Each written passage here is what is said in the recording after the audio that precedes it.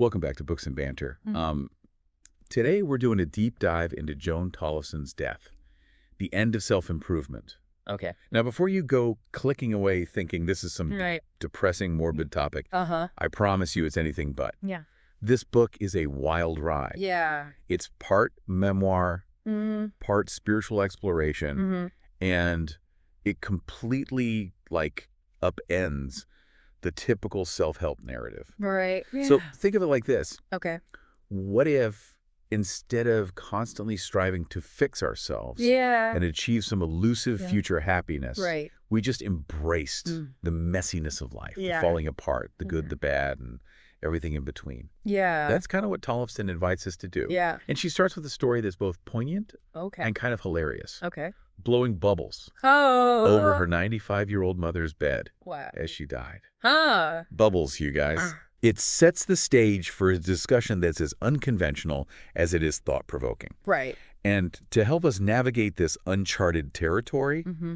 we have an expert guide Okay. who is well-versed in non-dual spirituality, just to clarify that. Oh, yeah. Is the idea that there is no separation Mm. between us and the universe, Mm-hmm. that we're all part of this interconnected web of existence. Yeah. And this concept ties directly into Tollifson's exploration of dissolving the self. Yeah. It's fascinating how she flips the script Right? on self-improvement. I love that. Instead of giving us a step-by-step plan for a better, Mm-hmm. she challenges us to question the very idea of a separate self that needs constant fixing. I love that. It's like she's saying, Yeah. hey, what if all that striving, Yeah. all that effort to become some idealized version of ourselves Yeah. is actually keeping us from experiencing true joy and fulfillment? Exactly. Yeah. She argues that this constant focus on what we lack or what we need to change. Yeah. Actually blinds us to the wholeness of the present moment. Yeah. This is it. Right. This messy, imperfect, ever-changing moment is all we have. Totally. Have you ever caught yourself Yeah. postponing happiness Mm-hmm. until you achieve that next goal or Yeah. acquire that next thing? Totally. That's the trap Mm-hmm. Tollifson wants us to see through. Oh, totally. I'm definitely guilty of that. Right. Like thinking, I'll be happy when I finally get that promotion. Yeah, Or I'll be content once I lose those last 5 pounds. right. It's like we're always chasing some future state of being instead of appreciating what's right in front of us. That's a perfect example of Yeah. what Tollifson calls the self-improvement trap. Yeah. And she uses her own experiences with aging, Uh-huh. and in particular her mother's decline, Right. to illustrate this point. And she doesn't sugarcoat anything, does she? No. She talks about the loss of hearing, mobility, Mm-hmm. even bowel control. Yeah. With a level of honesty that's refreshing. Yeah. And frankly, a bit jarring Uh-huh. compared to the glossy, airbrushed world of most self-help books. Right. It's not your typical Like- feel-good, inspirational narrative. Exactly. She's asking us to confront the difficult realities of aging and dying, Right. not as something to fear or deny, Yeah. but as a natural part of life. Yeah. And what's remarkable is that even within those challenging experiences, Yeah. Tollifson finds beauty and grace. I was especially struck by her description Okay. of noticing the subtle shifts in her mother's energy as she approached death. It's like she was tuning into a deeper reality beyond the physical decline, finding meaning and connection even in the face of loss. That's a really important point. Yeah. About recognizing that there's more to life and death Right. than just the physical body, the outward appearances. Right. And this brings us to one of the central practices Yeah. Tollifson explores in the book. Meditation. Not as a way to escape reality or achieve some blissful state, Yeah. but as a tool for exploring the nature of self and consciousness. Yeah, this part really resonated with me. Yeah. She talks about meditation as simply sitting quietly, Yeah. doing nothing, Uh-huh. and observing what arises. Yeah. It's not about emptying your mind or achieving some special state of enlightenment, Right. but rather about becoming aware of the constant stream of thoughts, Uh-huh. emotions, and sensations that make up our experience. Exactly. Yeah. It's about noticing those thoughts and feelings without judgment, without getting caught up in the stories we tell ourselves. Yeah. She describes it as watching the movie of your mind I love that. without believing the plot. That's such a great way to put it. Yeah. And it makes it sound so much more approachable Yeah. than some of the esoteric language often used around meditation. That's Tollifson's brilliance. Yeah. She takes these complex spiritual concepts Yeah. and makes them relatable and accessible. Yeah. And she encourages us to experiment with this simple practice of observation, Mm-hmm. noticing the thoughts that arise without getting carried away by them. Okay. Try it right now Yeah. if you'd like. Okay. Just take a few breaths, Okay. feel your body, Mm-hmm. and notice the thoughts that pop up, Okay. like bubbles floating by. This reminds me of something else Tollifson talks about. Okay. The idea that we're not our thoughts, Mm-hmm. that we're the awareness that's witnessing those thoughts. Yes. It's like there's a deeper dimension to our being Yeah. that's beyond the constant chatter of the mind. Precisely. Yeah. And that's where true freedom lies, Yeah. according to Tollifson. Yeah. It's not about controlling our thoughts or forcing them to be positive, Ah. but rather about recognizing that we're not defined by them. Mm-hmm. We're the vastness, Right. the spaciousness that holds all those thoughts and feelings. Okay. That's kind of blowing my mind a little bit. Yeah. But it also feels incredibly liberating. Right. It's like Yeah. if we're not our thoughts, Yeah. then who are we? Right. What's left? That's the big question, isn't it? Yeah. And it's one that Tollifson explores through Right. personal anecdotes, spiritual teachings, Yep. and even reflections on current events. Which brings us to the doom and gloom section of the book. Right. She doesn't shy away from the harsh realities of the world, does she? That's right. Climate change, social unrest, Yeah. the potential for collapse. Yeah. She lays it all out there. And she even compares civilization to a cancer at Yeah. one point, which is a pretty stark image. Yeah. But even within that seemingly bleak outlook, Yeah. she doesn't let us wallow in despair. Mhm. She asks us to consider how we can navigate these challenging times Okay. without getting swept away by negativity, fear, and hopelessness. That's a question I think we're all grappling with these days. Right. How do we stay informed and engaged without letting the constant barrage of bad news paralyze us? Right. How do we find hope and meaning Yeah. in a world that often feels overwhelming and out of control? It's about finding that balance Yeah. between acknowledging the valid concerns Hmm. and choosing where we place our attention and energy. Okay. It's about recognizing that even in the face of potential collapse, there's still beauty, connection, and the possibility for meaningful action. Right. And this is where Tollifson's ideas about letting go of the self come into play. Yeah. She suggests that by releasing our grip Mm. on this idea of a separate, permanent self, Right. we can actually become more present, more connected, Yeah. and more resilient in Yeah. the face of challenges. Exactly. She uses a beautiful analogy of life as Right. a dance or a song Oh, yeah, I remember that. to illustrate this point. It's about surrendering to the rhythm, the flow, Mm. allowing the dance to unfold organically Right. without clinging to a fixed choreography. Yeah. It made me think that Yeah. what if instead of trying to control every step, every outcome, Right. we just allowed ourselves to be moved by life, Mm-hmm. to trust in the unfolding even when it's unpredictable? That's a powerful shift in perspective, isn't it? Yeah. It's about moving from a place of fear and control Uh-huh. to a place of acceptance and surrender. So if we let go of this idea of a fixed self, Right. this constant striving for self-improvement, Mm-hmm. what's left? Yeah. What does that look like in our everyday lives? Well, Tollifson doesn't shy away Okay. getting down and dirty with the nitty-gritty of real life. Oh. She shares some pretty relatable, and let's be honest, sometimes cringeworthy anecdotes about her own experiences. Like this story about her encounters with a homophobic mailman and a woman who called her the devil. Mm-hmm. Those parts of the book were intense. Yeah. I found myself getting really triggered judging those people, feeling angry and frustrated. It's easy to get caught up in that judgment, isn't it? But Tollifson invites us to look deeper, Okay. to see the shadow aspects, Mm-hmm. the unconscious biases that drive those behaviors. Yeah. She's not condoning them, Right. of course, Right. but she's also not demonizing the individuals. Right. It's like she's saying, hey, we all have these shadow parts, Yeah. these unacknowledged prejudices Okay. that can erupt in unexpected ways. Right. Have you ever noticed that in yourself? Yeah. Maybe a time when you reacted with anger Oh, absolutely. or judgment Yeah. towards someone whose beliefs or actions Yeah. were different from your own. Oh, absolutely. I think we've all been there. Right. It's so easy to get hooked by someone else's beliefs, Yeah. especially when they challenge our own deeply held values. Right. But Tollifson's point is, Hmm. we have a choice in how we respond. Right. We can get caught in the cycle of Yeah. judgment and blame, Okay. or we can try to practice compassion and understanding, Yeah. even when it's really hard. It's about recognizing that everyone is on their own journey, Okay. carrying their own wounds and conditioning. That's a tall order, though. Yeah. Especially when we're talking about bigotry and hatred. Right. How can we possibly find compassion for someone Yeah. who's expressing such harmful views? It's not about condoning those views, Right. but rather about trying to see the humanity behind them. Oh, yeah. It's about recognizing that even people who hold views we find reprehensible Yeah.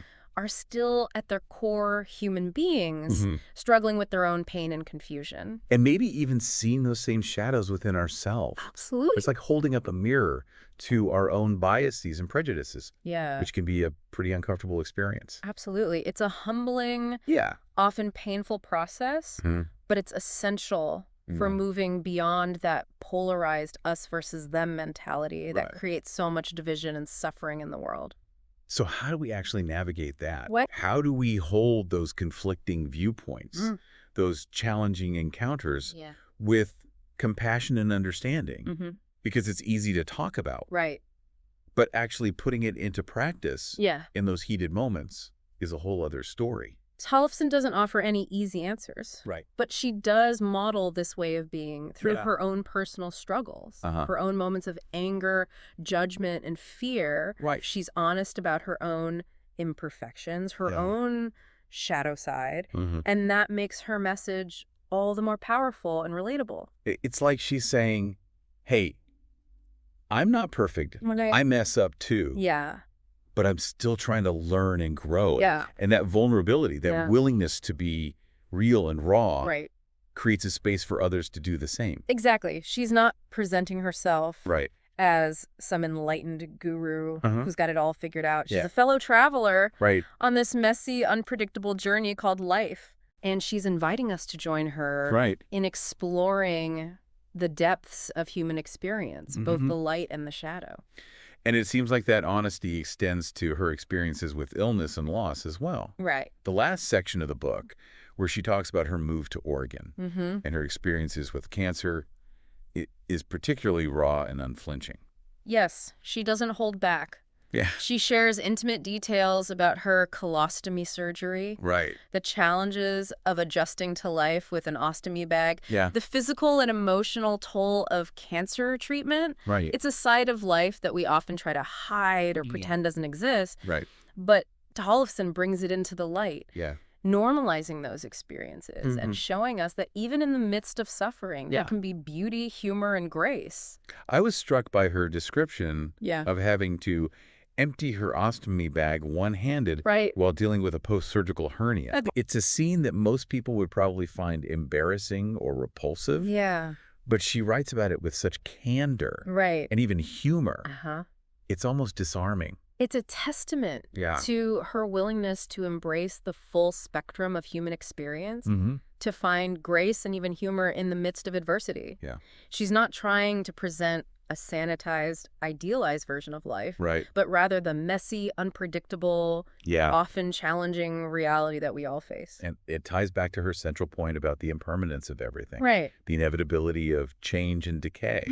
It's not something to fear or deny. Right. But rather something to accept and even embrace. Exactly. She uses this experience to highlight the interconnectedness of it all, the vulnerability, the dependence on others, the letting go of self-sufficiency. Right. It's a reminder that we're not separate, isolated individuals, but rather part of a larger web of life. And within that interconnectedness, there's a profound beauty and even liberation. Yeah. It's like by letting go of our illusion of control, Right. by surrendering to the flow of life, we open ourselves up to a deeper sense of connection and belonging. Beautifully put.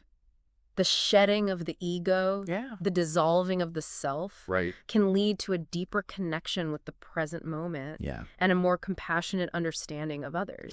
It's about recognizing that we're all in this together, sharing this human experience with all its joys and sorrows, its triumphs and failures. So if we're not striving for self-improvement, if we're embracing impermanence and letting go of the illusion of a separate self, what's left? What's the point of it all? Right. I feel like we keep circling back to this question, but it's such a fundamental one.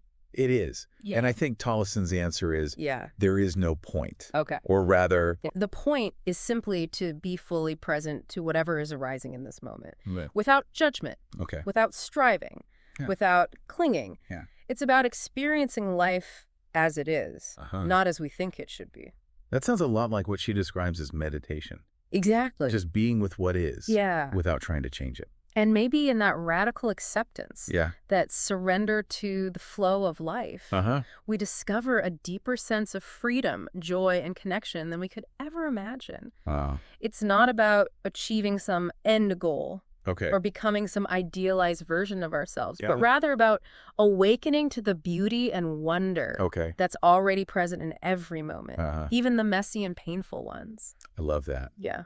It's a very different perspective on self-improvement. Right. And one that I find incredibly liberating.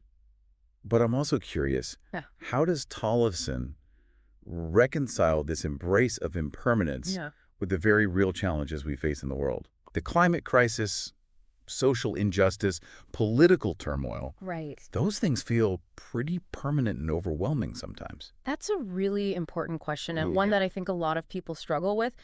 It's easy to feel like, okay, so everything's impermanent. Right. But what about all the suffering in the world? Yeah. Shouldn't we be doing something to change that? Right. And I think Tollifson's response would be, yes, absolutely. Okay. But she's also cautioning us against getting so caught up in fighting against what we don't want that we lose sight of the beauty and goodness that's also present. So it's not about checking out or pretending everything is fine. Not at all. Okay. It's more about finding a way to engage with the world, with its beauty and its darkness, from a place of presence, compassion, and clarity. It's about recognizing that even in the midst of suffering, there's still a possibility for love, for connection, for meaningful action. And maybe in that space, we discover a new way of being, a new way of acting that's more aligned with our deepest values and aspirations. It's not about escaping from the world or denying the challenges, but rather about facing them with an open heart and a clear mind. Precisely.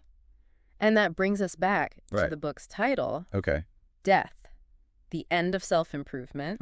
Tollifson is inviting us to consider that maybe death isn't just the end of our physical existence, but also the end of this constant striving, this endless pursuit of something better, something other than what we are right now.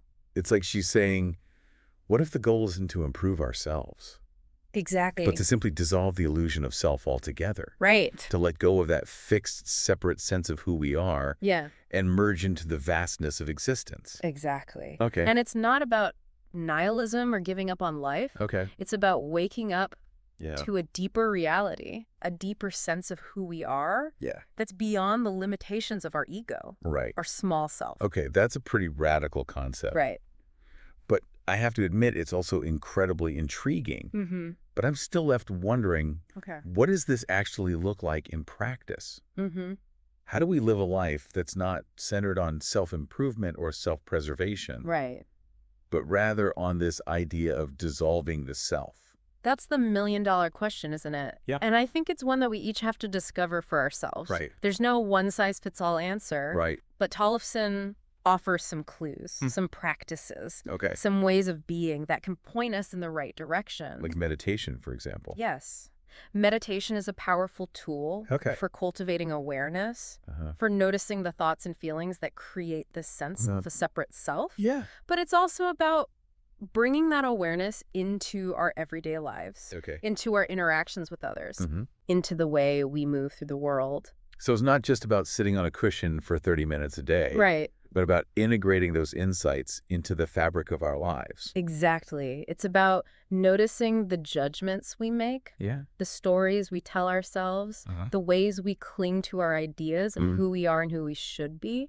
And it's about gently letting go of those attachments. Opening ourselves up to the possibility of something more spacious, more interconnected, more free. That's a beautiful vision, but I have to admit it also feels a bit daunting. It's like, okay, I get it, but how do I actually do that? How do I let go of this self that I've spent my whole life building? That's a great question, and one that we'll explore further in our final segment. Okay. But for now, Okay. I think it's important to just sit with what we've discussed, Mm-hmm. to notice what resonates with you, and to allow the insights to sink in. Yes. Let's take a moment to reflect on what we've uncovered so far. Okay.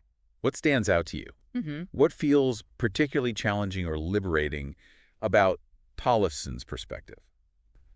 Okay, so we've been talking about this radical idea of like dissolving the self, Right. letting go of that fixed, separate sense of who we are. Uh-huh. And I'm ready to hear more about how Tollifson brings this concept to life through her own experiences. Well, as you recall, the final part of the book focuses on her move to Oregon Okay. and her journey with cancer. Right. It's in this section that we see her fully embracing the messiness and vulnerability of human existence. Right. And it's not just about her emotional journey. Yeah. She gets really real about the physical challenges, too. Yeah. Like her colostomy surgery. Right. And adjusting to life with an ostomy bag. Yeah. Those details were pretty eye-opening, to say the least. That's true. She doesn't shy away from the less glamorous aspects of illness and aging. Right. I think that's what makes this book so powerful. Yeah. It's raw, it's honest, Mm-hmm. and it reminds us that even in the midst of difficult experiences, life goes on. Yeah. We still have to eat, sleep, poop. Right. All those basic human functions. Yeah. And she finds a way to write about it all Yeah. with a sense of humor and grace.